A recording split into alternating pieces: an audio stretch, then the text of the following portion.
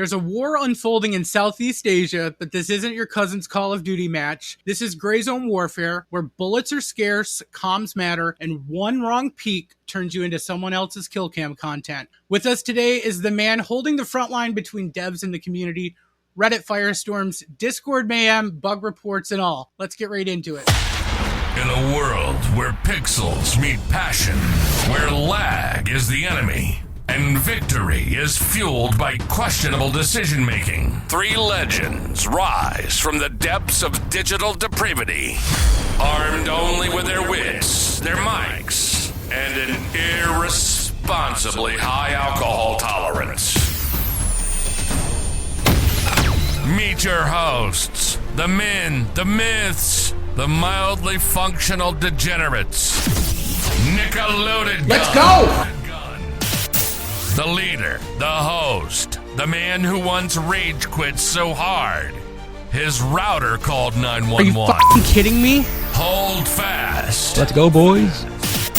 The wild card, the agent of chaos. He's got an M4 in one hand and a bottle of something highly flammable in the other. Rump thump. Giggity. Thump. The strategist, the enforcer, the guy who still insists it's not camping, it's tactical positioning. Quit your bitching, dude. Together, they bring you High Proof Lounge, the podcast where gaming and absolutely zero responsible decision-making collide in a glorious dumpster fire of entertainment. Grab a drink, turn your volume up, and for the love of all things holy, somebody mute Nick before the team kills us again.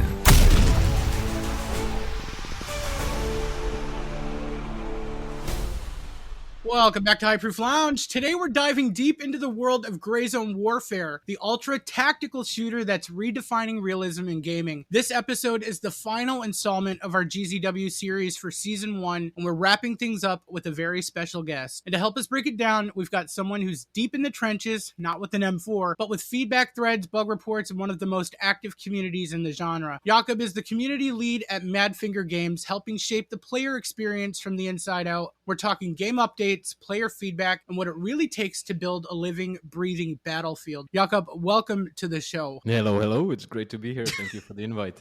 Thank you, man. We're really thanks excited. for being here. And let me just say, what an intro, dude. That was sweet. Yeah, it's a pretty epic one. Yeah, we go for epic, man. We go for epic. So we kind of want to start from the beginning with you, letting our audience know who you are, what your background is, how you kind of got into games. So start from the beginning. Who are you? Like, what's your role? Where are you from originally? So my name is Jakub. I am a community manager at Madfinger Games, currently a community lead at Madfinger Games, so with main focus in Gray Zone Warfare. I have been working at Madfinger Games for quite some time with one significant break.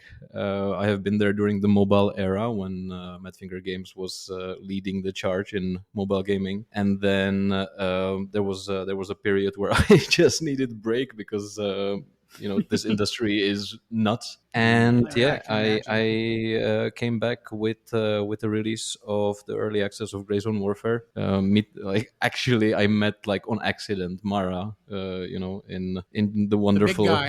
The big guy in Czech Republic, complete coincidence. Just met him around the right time. We got talking, and here I am once again, like you said, in the trenches.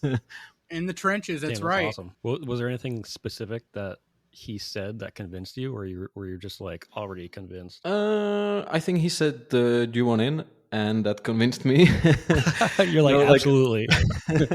No, the true story is that when I was back at Madfinger during that time of the mobile gaming, there was a period where maybe not every game was such a hit as we wanted, and it was very difficult period, and at that time I was in charge of the marketing team, and I got burned out like crazy, and it's exhausting work. That's my day to day. I am a business owner. I do digital marketing, website development, and social media marketing, and I can tell you firsthand, it is exhausting.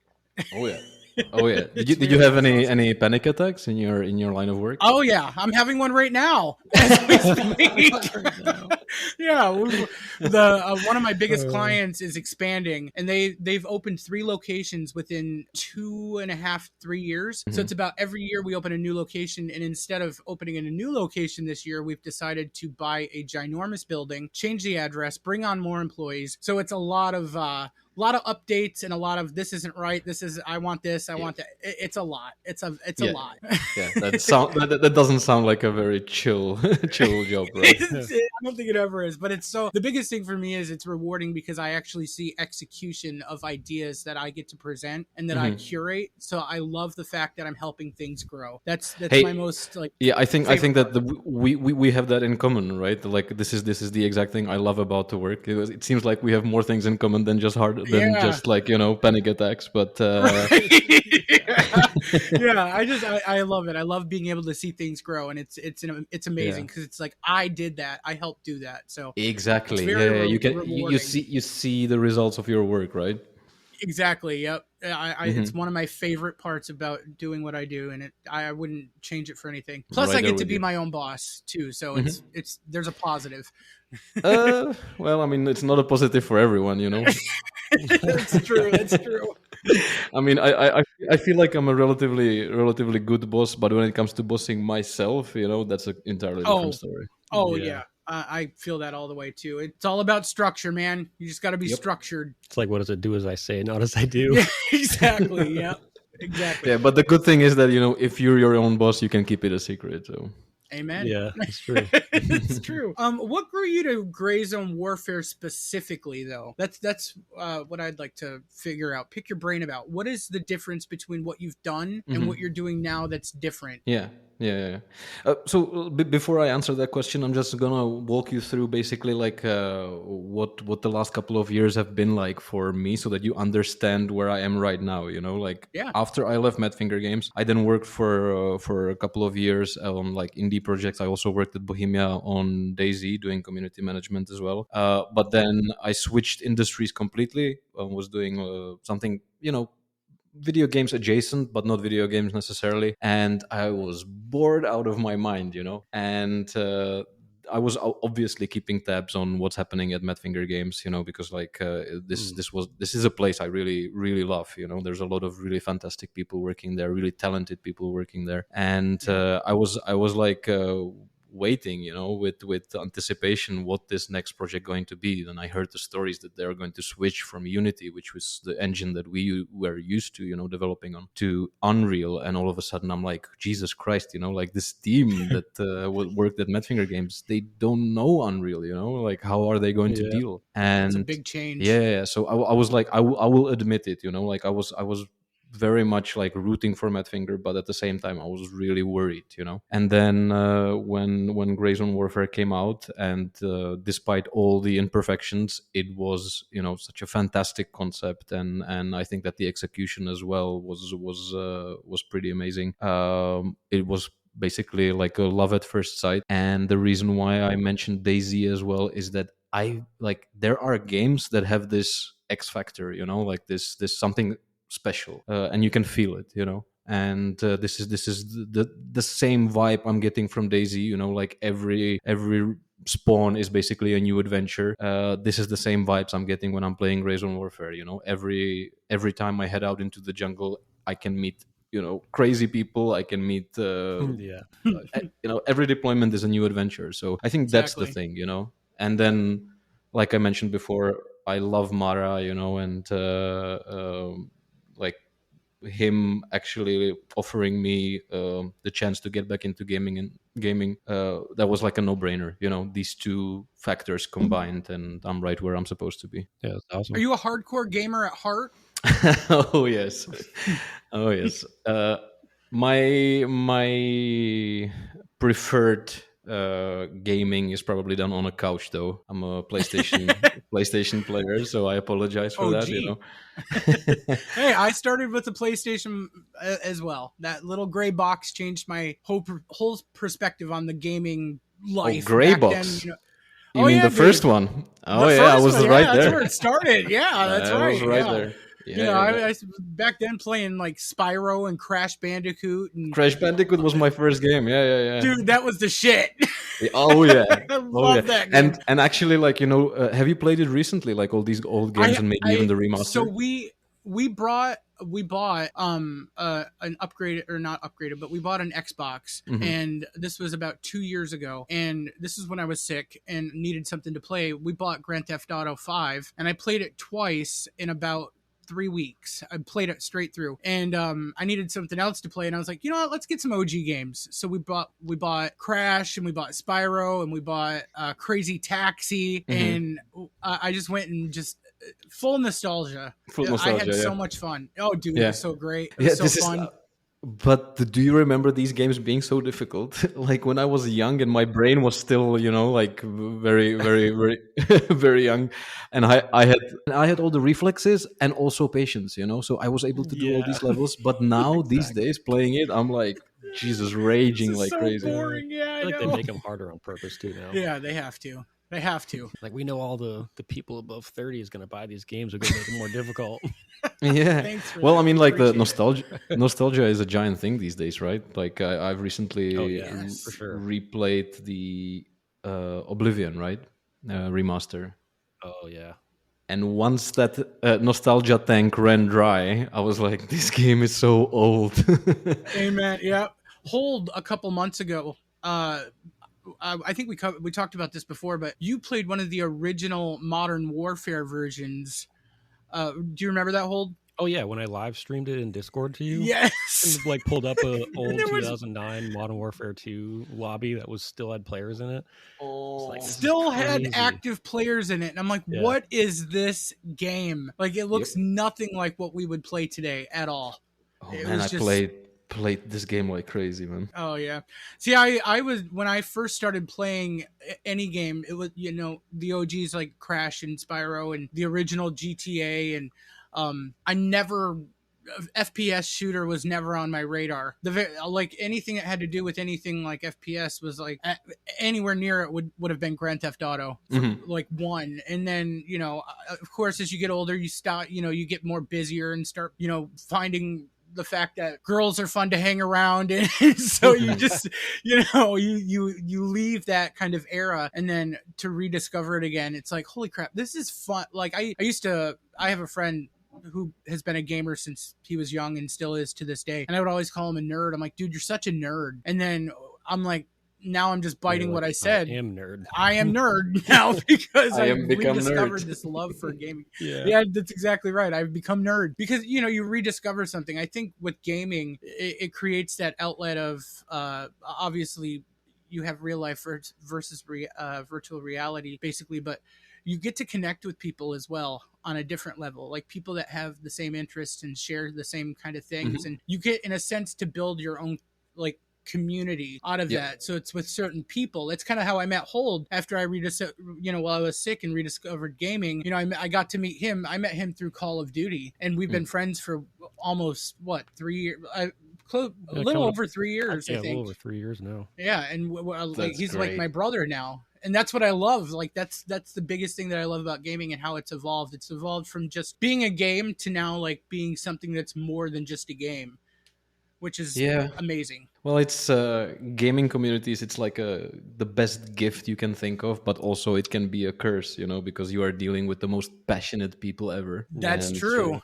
That's very true. So I mean, for me, I get to enjoy the benefits of this super passionate communities and gamers. Of course, in like private life as well. But I also see the other side of the coin, which is like probably more people hating. So what does being a community lead actually look like day to day? Like what is that role like?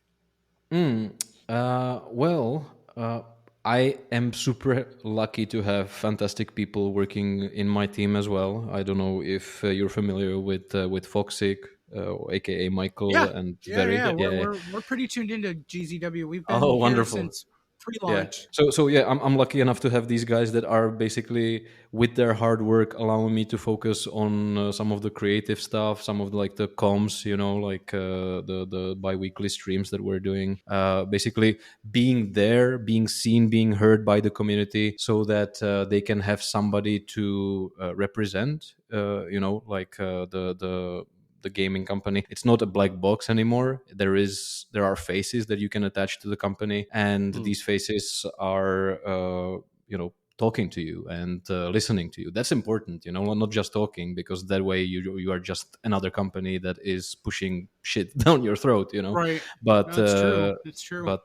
but listening, that's the important part, like you need to understand the frustrations of the players, also understand that these players are people, that in the community is a big deal, because you need to basically manage human relationships, because these people are fantastically talented, but they don't get along sometimes, and everybody wants to work on their little project and be important within the community, and you kind of have to put these people together, but also kind of allow them to work together, so create this environment where anybody can express themselves, tell you about the game, feel also comfortable to talk, and so on. So yeah, it's like there's so many things that this job entails, and I can tell you that I think this is the best job I ever had and I will ever have. That's amazing.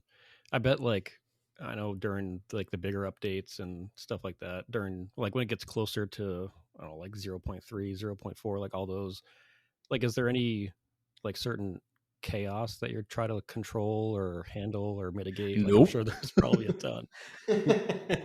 It feels like we're launching a new game every 6 months. Yeah, I bet. Yeah. Just looking in the Discord, I see so much stuff when it gets closer to the time for the update and the wipe and all that stuff. Oh yeah, it gets lively. People are so brutal. Yeah. Well, I have to say though, I don't know if you have seen some sort of a shift as well, but I joined in I think it was September last year, just before we released 0.2. So I was there for the entire campaign, and the vibes were really, really bad, because the early access release happened, and then for a long time nothing really was communicated, and it was a little bit of we went dark, and we just tried to put the game into a place where we would be happy with the state of it, and so many people were very vocal about us being scammers and just grabbing all the money and disappearing to Bahamas or something like that. So yeah, that was very important. Yeah. Very crazy. important from my point of view was to start talking, and start being seen, and put the money where our mouth was, and just show that we are not just one of these. What was it? Days Gone? No. What was the scam one? The big game, the zombie game, the open world one. Yeah, I forgot the name of it, but yeah, they released early access and then just disappeared. And they shut down the game as well, Yeah. So so, and it was very near to the launch of Grey Zone, so no wonder there were people who had doubts and who thought that this was just big ploy to grab, to suck all the money from people and just disappear. So in my eyes, what was the most important thing was just hey, we need to share as much as we can. We need to show what we're working on. We need to do these streams, talk to people, show the people within the studio, because we have, like I said, some super talented and super nice people, and people resonate with good people, So that's my job. Yeah. Yeah, I feel like the bi-weekly streams really helped the community aspect of it, because I remember, because I pre-ordered it when I think it was last April or April of 2024 is when it was released, the April 30th, and it was the day before Madfinger was oh yeah, by the way, we're gonna drop this tomorrow. Oh, that was so hype. I was hyping the game up to Nick, and for probably 8 months. Yeah. I was all right, fine, I'll buy it. Yeah, 2023, I saw the videos of super pre-production, and then the first iteration of actual gameplay, and I'm like, no way, this game is going to be absolutely insane. And then like every time a video was posted, I'd like send it to Nick and be like, look at this is going to I be, know, it's dude. going It to be was so amazing. hyped. We were so hyped. Then it dropped, and I'm like, oh man, this is crazy. I know some of us took work off. We were there for it. We were just, we were like, watch it. And then they were like, and it's going to be available the next day. And I was like, no freaking way. I think we're watching it together. Like, we were so excited. All four of us, I think at the time, were watching it together. It was just, it was a different experience. I love stuff like that though. It's been a long time since I felt like that for a game. I'm glad that like at least you guys, the players, enjoy these shadow drops, because for us within the team it's not so much fun, constantly like have to ignore all the questions, when is it dropping. It's every time, and this time around the plan was also to keep it quiet, because like we are contending with some big heavyweights, in terms of competition. Tencent, Jesus Christ, like the night ops release, that was a nightmare, because we were basically sandwiched by Stalker and these two Tencent games. So that was rough, but this 0.3, the I think it paid off, the like keeping the date a little bit quiet. And I can appreciate that too, because and we can reference other games. My number one has always been Call of Duty, but not anymore.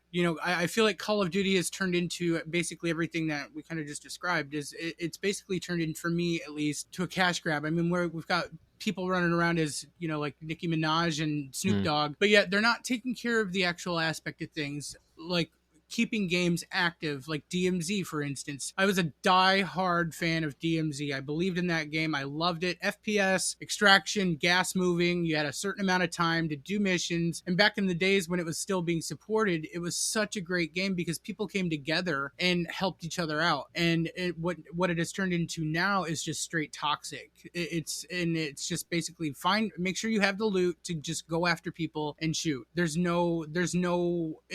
like a very slow mode of like BR or Warzone in a sense. And not listening to the player base is one of my biggest like pet peeves. Like, again, for instance, Delta Force has been out for a while and they do not listen to their player base at all. They have a horrible cheating problem right now, a very, very, very bad cheating problem. And it's like, okay, we want you to support this game. Here's some battle pass, here's a battle pass that you can buy. Join, a creator program, help support a game. But when it comes to input, we're not doing that. Yeah. And buy $150 skin.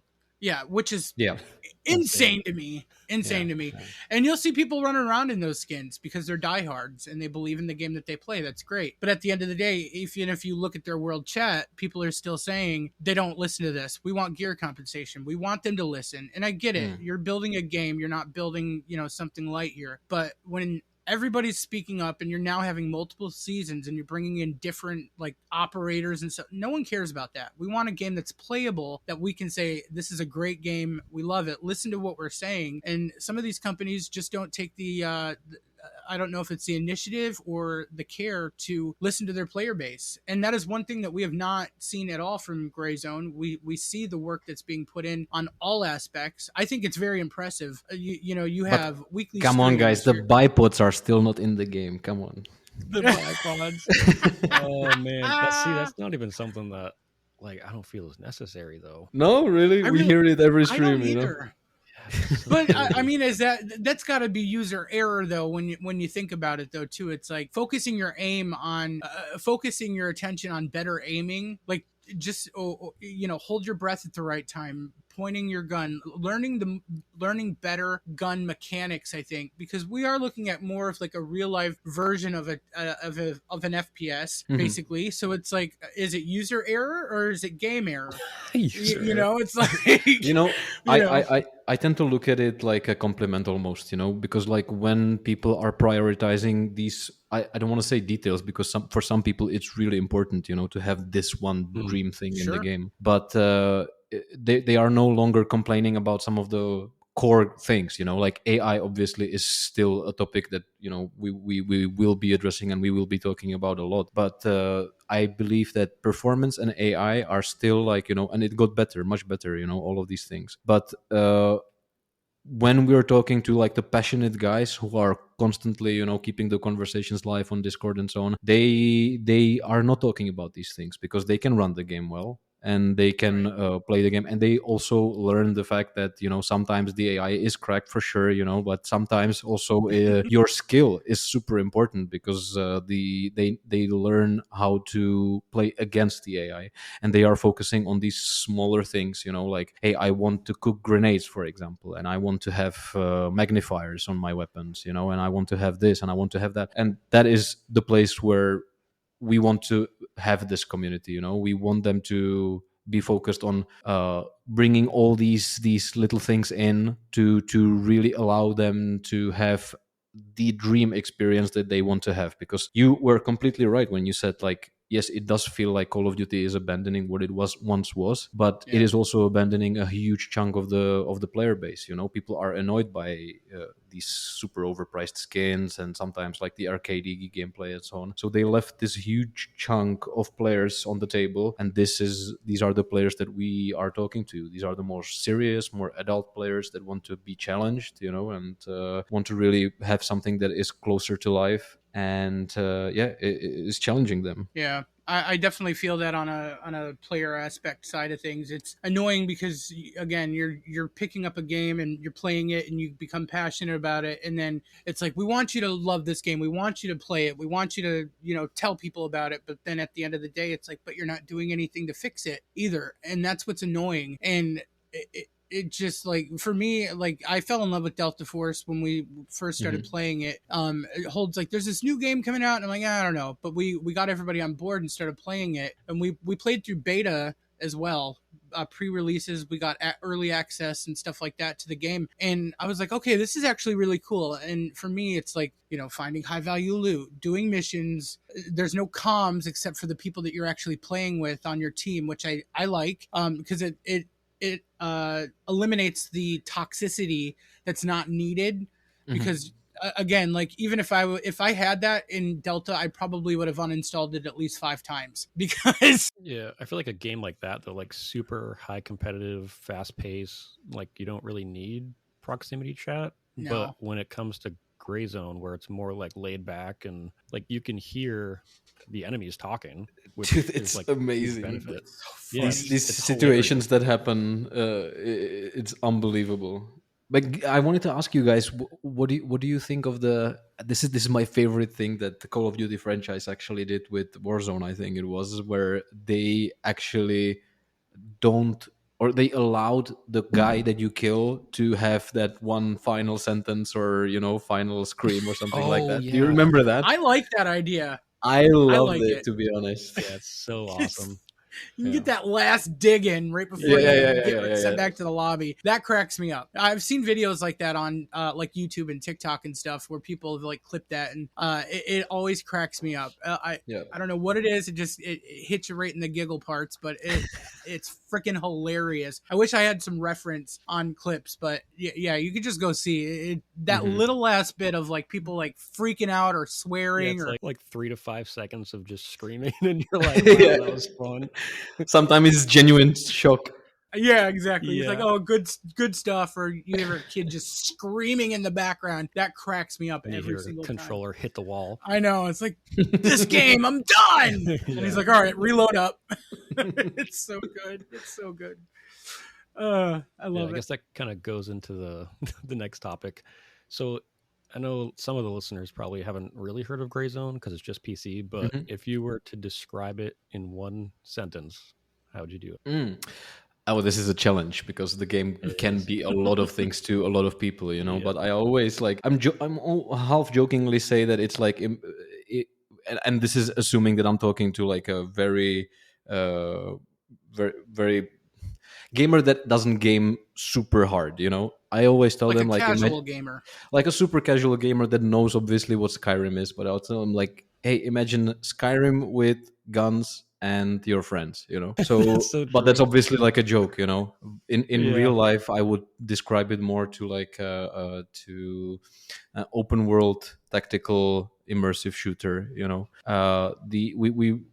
This is a ongoing conversation as well, you know, like is Gray Zone Warfare, an extraction shooter, and so on. And I believe that, yeah, there are still elements of extraction shooters, but you can already see that the game is trying to be something different, something more than just extraction shooter.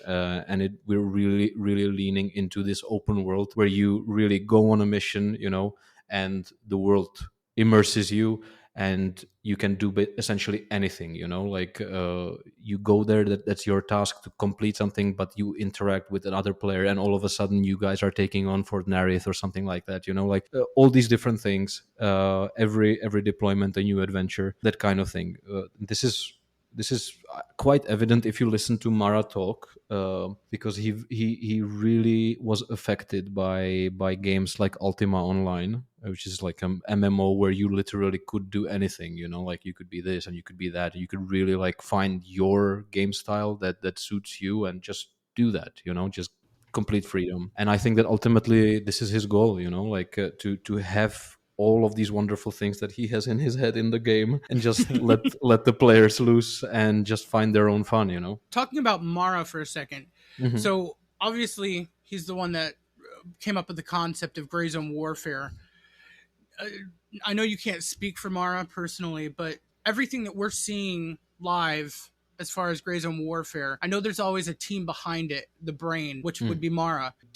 Are we getting a lot of the Gray Zone experience that we're getting right now? Is that Mara, or is that Madfinger with Mara?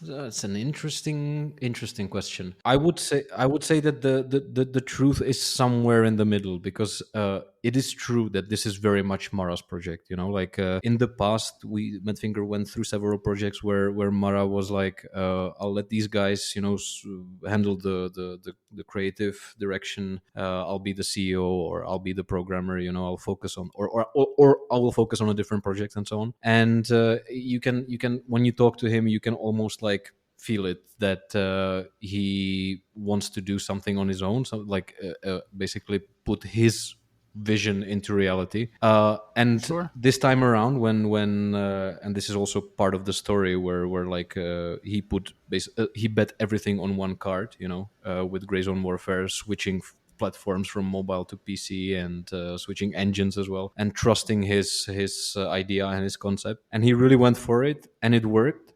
And now we're at that point where we are following his vision, but at the same time, there are many other factors, because the game is already out, and we have to take player feedback into account. So we're still pushing through to reach Mara's goal, but everything else that happens throughout is like balancing. It's balancing the input of the developers and balancing the input of the community, and like improving the game as we move forward to the end goal, which is 1.0 and the release of the game. So between realism and immersion, we know people have been saying they'd like to keep GZW feeling like a video game. How far is too far? Where do we not expect GZW to go? Because I've heard people say, just by reading in Reddit forums or in the Discord, when people are just having a casual conversation, like, I swear if I ever see a Nicki Minaj skin in Gray Zone, I'm peacing out. Like, can we ever expect something in that sense? Well, now I'm on tape, and I can tell you that. No, this is as long as Mara's in the studio, this is not going to happen. So he has a very well, like I said, he has the vision, and he wants to stay true to this authenticity that we envision. But we also respect our players, and we know who our players are. And like skins and microtransactions are not the way we want to go. If anything, we will find a way that is respecting the players, to bring to keep it something continue to go and exactly because you have to make money somehow. Besides, here's the game, buy it, and that's it. Mm-hmm. I mean, yeah. You have to make money. Yeah, and like Gray Zone is the perfect game to do something like that. Like this is a project that we are putting everything that we have into, and we plan to support it for years to come. Hopefully, there is going to be also the support from the player community, of course. But yeah. this is the game that we're going to be supporting, and this is the game that we're going to be looking after like our garden or our child, and we're going to keep taking it to the next level. And also part of the thing that is, I think, kind of genius, but you wouldn't feel that way if you read the reviews, is that it is very hardware demanding, but this is all part of the plan. Like the plan is that to create a game that is cutting edge, in terms of technology, so that when the game is released, the hardware will catch up and the game will be able to thrive for years to come, because it is going to be on very solid like basis. Like it is going to look great for years to come, and it's also going to be relatively easy to upkeep, and it's already going to have its own community and so on. So that's the dream. What makes GZW different from other tactical shooters? I know we've kind of covered that, but in a sense, what's the difference here? What's the difference here? One thing. If you could pick one, what's the number one? I would say that it's the ambition. Yeah. I think that the and you can, I feel, I don't know, maybe I can ask you here, like, let me now be the host. Do you guys feel like you can sense the potential in the game? Every time I play it, I do. Well, I think the fact that it's persistent is what makes it completely different, because everyone's trying to make like an extraction shooter where you go out into a map and then loot, kill, do missions, and then have to get to a certain LZ to exfil, and then you just kind of like load into a menu. Right. Yeah. With Gray Zone, it's like completely persistent. So if you want to walk from like Fort Nerith all the way back to base, go for it. Like, you don't have to take the helicopter. Yeah. So I think that's what makes it like extremely unique. I like the fact that again, like what Jakub had said, you always get a different style of gameplay too. Like when we were building our little sector of Gray Zone Warfare in our Discord community, we had people that were going for straight PvP, PvE, people that wanted to do missions but also wanted that high intense fighting in between that as well. And you can kind of pick your play style in the same game while you're with the same people. So if you want to run off to Hunter's Paradise, you can run to Hunter's Paradise and do a mission, come back and then fight, or straight fight, or go raid a base, for instance. Or there's, and I love that aspect of being able to kind of do whatever you want to do in that game. It's like the ultimate freedom game. It's so freeing. It's like, here's your resources, implement them. And now listen to this, yeah? I think you nailed it, yeah, by the way. Like, you have the freedom already, and the already being the key part. We are about 35% done, This is the thing that I feel like is the unique part, where this is where the ambition comes in, because we still have a lot of the vision to put into the game. And when you talk to people, you hear what they think and what they want the game to be, and imagine if there was like base building, imagine if there was, like I don't know, battle royale or whatever, like people like are pouring their fantasies into the game, and that's, I think, that the evidence that the game is something with giant potential. I agree. Let me ask you this: why Southeast Asia? Like, why can we plan to see anywhere? Yeah. Like, will we ever get a different map besides Lemang? I know you can't. That would be a big spoiler. But for me too, like, I like change as well, and I like scenery change, and I know that we get that from every POI that we we play in, like whether it's Hunter's Paradise, strip club, which is my favorite place to get loot. But do you think that we'll ever see like maybe somewhere beachy or maybe a desert or something like that? So I have let me try to have fun with the answer a little bit, because you said you said that first question, there was a couple of questions there. First question was why Southeast Asia, and the answer is Mara. Like when he was vacationing in that part of the world, he was inspired and he brought back like this idea that the game is going to be set there. Not everybody was so happy about it, because obviously, like, if you want to get reference and everything, like you have to fly halfway across the world. It's not necessarily necessarily cheap and so on. So like, the devs were like, Jesus Christ, why this part of the world? But That's but awesome, it though. turned out to be a good choice because I think that there are not many games like this. Like I think the Incursion Red River is set in Vietnam, I think, right? And I don't know many other jungle games from the top of my head apart from like the old school Crisis and so on. But to answer Right. your question about different environmental vibes, I would say. Mm-hmm. Yeah. So Or a right map now, in general, or well, or just like a different map.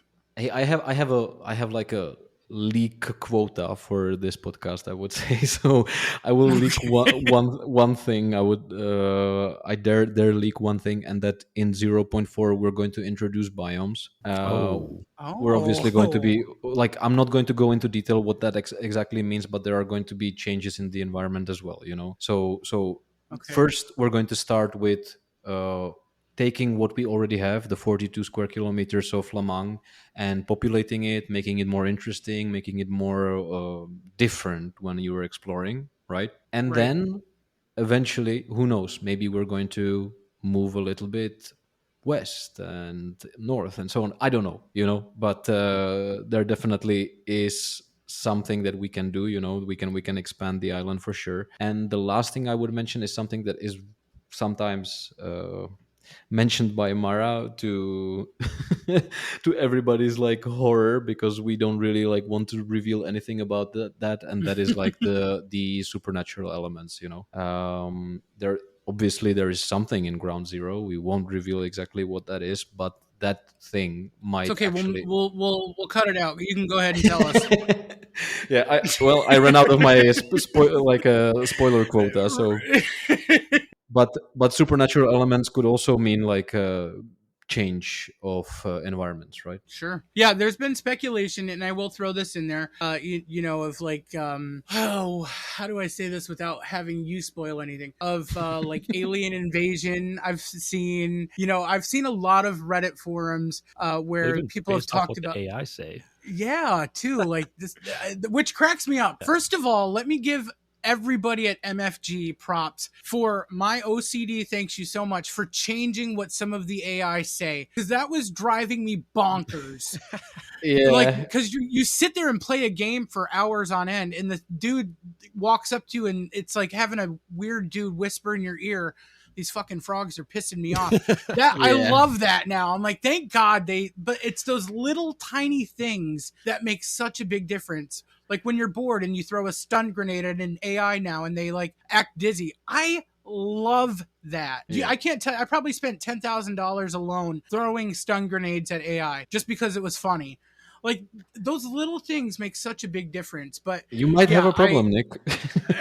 You might have a problem.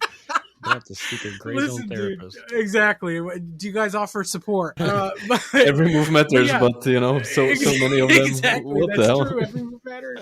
But what I'm saying, I love the fact that we get those little nuances, those slight changes.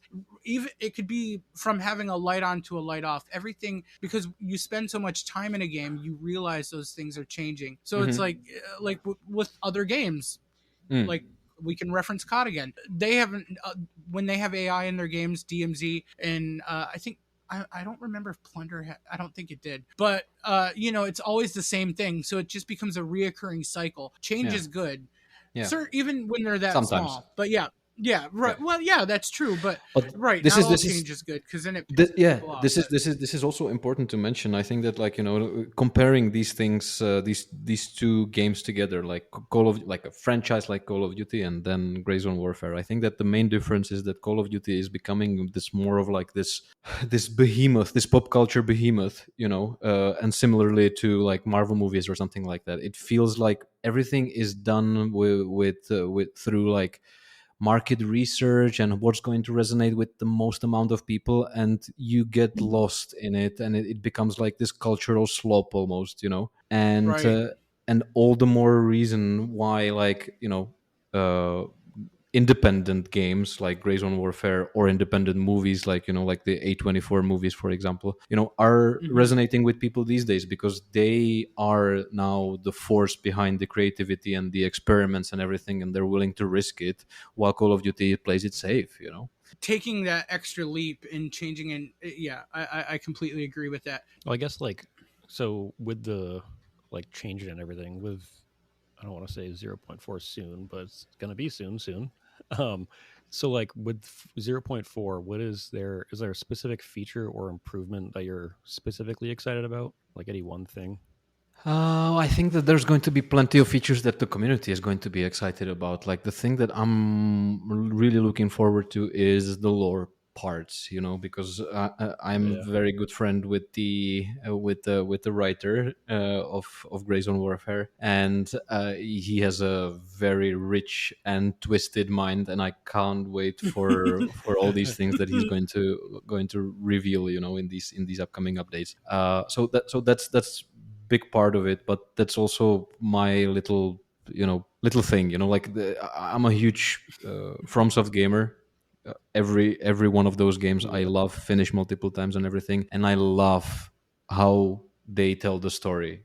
They just put the breadcrumbs all over the world, and they leave it up to the player to collect the mosaic and put together the story. And sometimes they will not be able to put together the entire story. They're going to have like 80% done, and this is where all the theories come in, Yeah. and all the YouTube channels and all the things, like the speculations, and all of a sudden you have a brand new community that is lore centric, and mystery hunters and stuff like that. So that's what I'm looking forward to a lot. Yeah, I think doing the missions and reading the descriptions tell a lot also, which I feel like a lot of people don't really realize. Mm-hmm. Like they'll just see the specific check Yep. boxes for each mission, and they just try to figure those out, and then they don't actually read the whole description. So there's people Yep. at base that are like, "Oh, have you guys done this and that?" Or like, "Did you read the description of it?" Like it tells you everything, and Holt tells me that all the time. He's like, read the messages, and I'm like, yeah, I got to get used to that. yeah, even the messages through the vendors, like that's a big thing. There's some good shit in there. I strongly recommend reading everything. Yeah, there is. Props to I'm sorry, I'm really bad with names, but I know that you have a story writer who takes care of all that. What's his name? Tomasz. Okay. Tomasz, he's doing an impeccable job at that. I think helps, again, with the immersion of the gameplay, but also to be able to sit there and come up with all that concept. Absolutely amazing. Because it's putting that, it's implementing that into the gameplay as well. And it puts you in that world of like, okay, now I need to go over here for Gunny. Now I got to go over here and do this for, oh my God, I can't think of the names today. Gunny, help. Handshake. Handshake. Because I'm talking so much. But no, absolutely love that concept. Plus the fact that we have, COPs now. You can turn in missions without having to go to base, which is a great, amazing thing to do now. And kind of, it helps shorten that time frame between travel as well, which would lead me to my next question. Before we start wrapping things up, are we going to see any other means of transportation in the game? Do you know?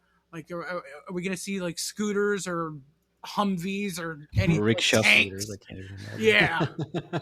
Well, is there room for that improvement? Let me ask you that. Is there a will for that improvement? Because no, but like I'm serious. With the can you think of what Gray Zone would be like if you introduced vehicles that you can drive? It would be a completely different game. People would be running over each other, mayhem, crazy, and stuff like that. And I think that every move matters. That's the, true. the careful and suspenseful, crawling through the jungle, listening for every twig to pop.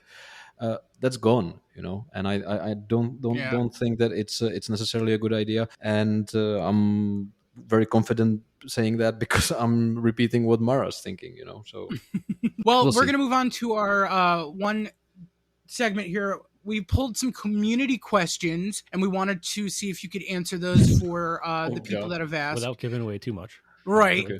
Right. So, do you plan to add the ability to switch from rifle to pistol fast, similar to real life? Like a tactical switch? Yeah.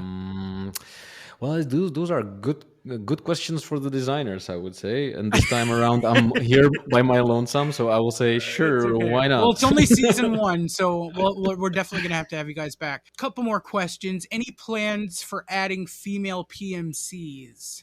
We'd love to. We'd love to. This is massive undertaking, and of course, we don't really have the resources to do it now. But we'd love to add the female operators. We know that they are somewhere in the world. There's not many of them, but they are there, and we would love to give the well, not necessarily female players the Just option be able to give the option to play whoever they feel like they want to play instead of just one immersion. Okay, gotcha.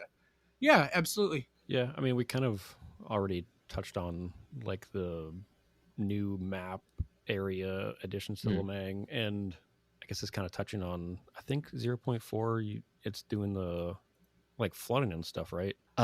Yeah, I believe that's on the backlog. We're going to have like we already mentioned that we're going to have monsoons and moon phases and stuff like that, and there's also going to be like nature elements shaping the map a little bit, so that that thing that you rely on, like the crossing over the river, might not be there anymore because the rivers are spilled over and so on. So love that. Yeah, these things that are going to they're going to make the world feel a little bit more dynamic as well, and create these super tense situations. Like, for example, you are going to be under fire, almost ready to just like bail, and retreat, but all of a sudden there are no flights because the storm is coming, and you have to survive the storm, and you have to maybe fight even through the storm.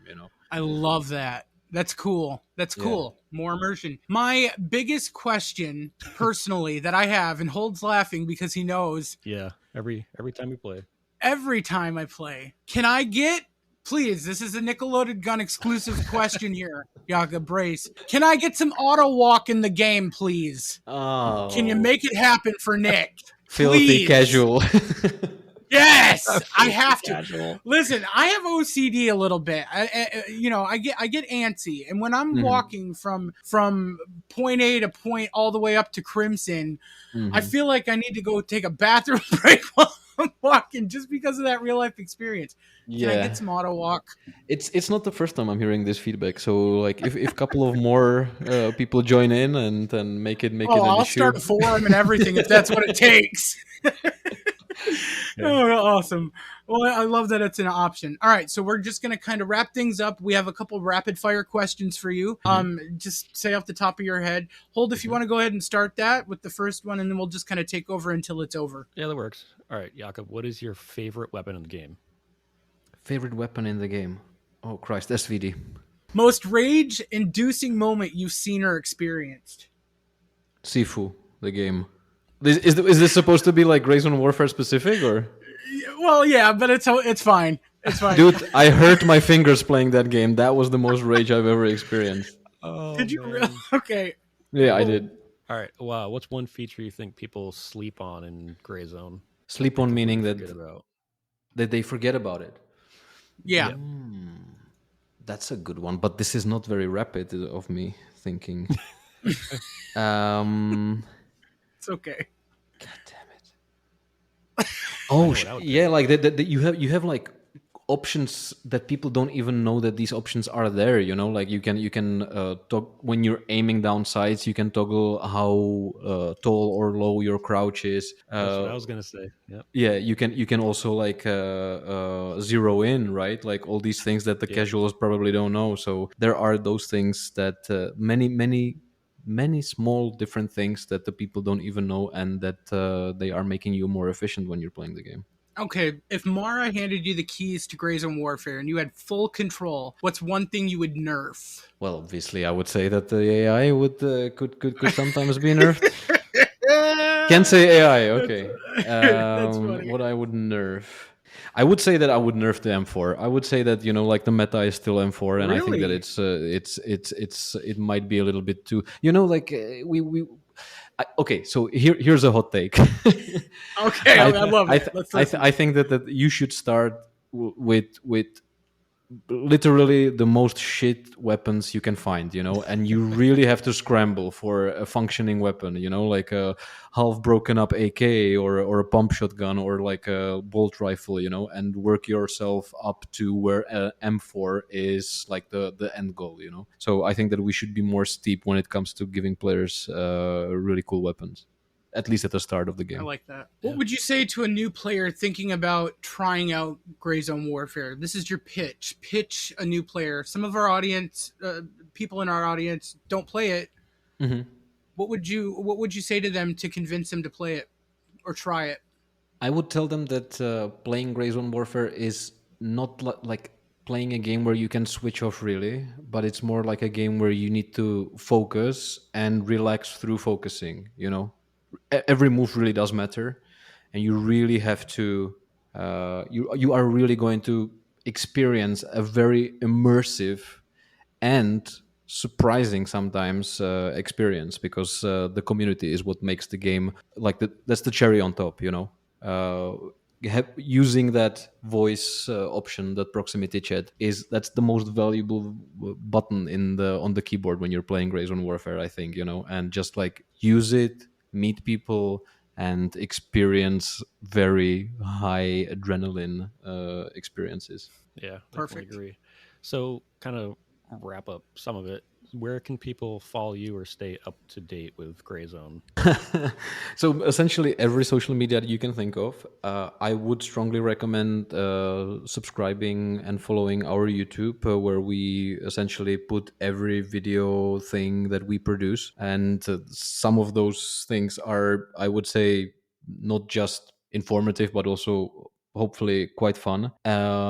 And I would also tell people to probably follow our Twitter or X. I think that's also an important channel for us. But if you want to truly be part of the community, then Discord is the place to go. Is there anything else that you'd like our listeners to know before we wrap up? Not really. I would just like to probably just like to invite them to not just play the game, but also interact with the rest of the players. I feel like, you know, that's the thing that sometimes is not emphasized enough, and it's a huge part of the entire experience, of the entire Gray Zone Warfare experience. And I know I'm now speaking as a community manager, but it really does make the experience even better when you can hey, we've come full circle, you know. We started the conversation like this. This is what the games are about. You're meeting new people, you're meeting friends. Maybe you're Nick and you're meeting your new holdfast, you know, you never know. So interact with the other players and enjoy the hospitality of, like I said, like one of the